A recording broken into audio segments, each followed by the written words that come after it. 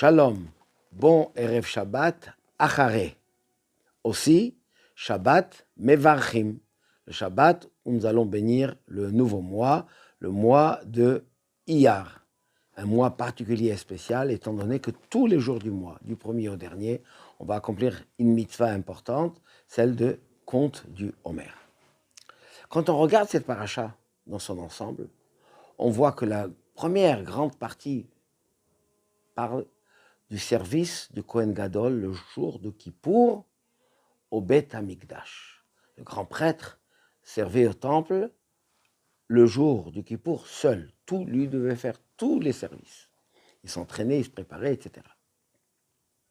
Et après, on parle de différents sujets, des services des Kohanim tous les jours, ce que le Kohen devait faire sur toute l'année, pratiquement des offrandes quotidiennes. Et ça se termine par des lois de la sainteté de la famille, les relations interdites, la pureté, la sainteté dans la vie, dans la famille. Et là, on se pose la question, pourquoi Kippour, qui est un jour par an, un seul jour, 24 heures sur l'année, prend autant de place et en premier avant tout le reste? On aurait dû peut-être parler des choses qui sont courantes, quotidiennes, et enfin, finalement, parler aussi de Kippour, évidemment, mais c'est une fois par an. Pourquoi consacrer tellement de la première partie et en début pour nous parler de Kippour? En fait, on a un message extraordinaire pour nous tous. Bien sûr, ça s'appliquera quand viendra Mashiach au temple, au Beth Amikdash, concrètement avec toutes les lois, ce qu'on appelle la Avoda. Mais le message est constant pour tous les temps, tous les lieux. Notre vie, nous sommes tous marqués Atem Teyuli Mamlechet Kohanim. Vous serez pour moi un royaume de Kohanim, de prêtres. On a une mission divine dans ce monde, le Or Goïm, apporter la lumière aux nations, vivre une vie juive, sainte, pure et spirituelle aussi. Matérielle bien sûr, mais spirituelle aussi. Mais comment on arrive à faire cela? Transmettre ça à nos enfants. L'éducation, la vie quotidienne de tous les jours, elle ne peut être faite que quand au début, en premier lieu, on va donner le maximum de sainteté, de spiritualité. Contrairement à ce que beaucoup pensent, l'éducation des enfants, à la bar mitzvah, 1 mois avant, 2 mois avant, 1 an avant, allez, il va apprendre la paracha, il va apprendre quelques petites choses. À la maison, on lui transmet, et quand il grandira, il choisira. Trop tard, désolé.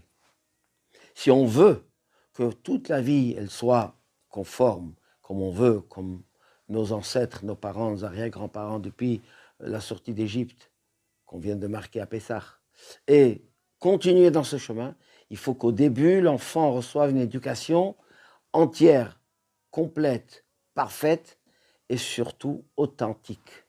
Pas diluée, un petit peu, on lui donne un petit peu par-ci, par-là, de temps en temps, on fait un petit kidouche, etc. Non, non.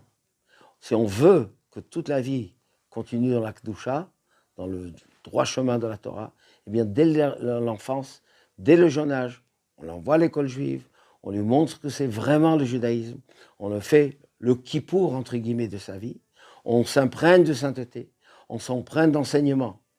Et là, effectivement, une fois qu'on aurait terminé, contacté le monde profane, le monde extérieur, le monde hostile, on est immunisé, on est préparé, on est fort pour pouvoir affronter et réaliser notre mission qui consiste à ramener le bien dans le monde et par voie de conséquence, la venue du Mashiach. Le Mashiach vient pour compléter, pour terminer le travail que nous commençons, que nous faisons pour propager le bien dans le monde, en commençant par l'éducation de nos enfants, authentique et sainte.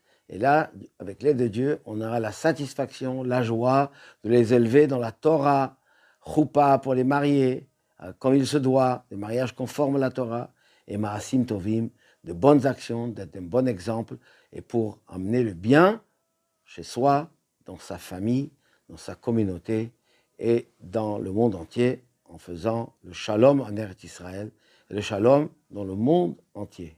Shabbat shalom au Mevorach.